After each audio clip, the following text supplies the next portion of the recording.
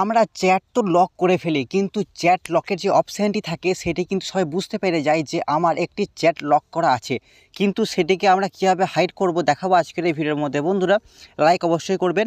Chat lock অপশানটি hide করার জন্য আপনারা কি করবেন, চ্যাট লকের মধ্যে চলে আসবেন। আসার পর থ্রি ডটে ক্লিক করবেন। ক্লিক করার পর চ্যাট লক সেটিংসে আসবেন। আসার পর বন্ধুরা এখানে দেখুন হাইড লক চ্যাট অপশানটি অন করে দেবেন। ঠিক আছে বন্ধুরা, তো এখানে আপনাদেরকে 4টি কোড দিতে হবে। আপনারা যে কোনো 4টি কোড ইমোজি অথবা যে কোনো কোড দিয়ে দেবেন। আমি দিয়ে দিচ্ছি, দিয়ে দিলাম, নেক্সট করলাম, আর একবার চাইবে দিয়ে দেবেন, ডান করে দিলাম। বন্ধুরা, আমার কিন্তু চ্যাট লকের অপশানটি হাইড হয়ে গেল।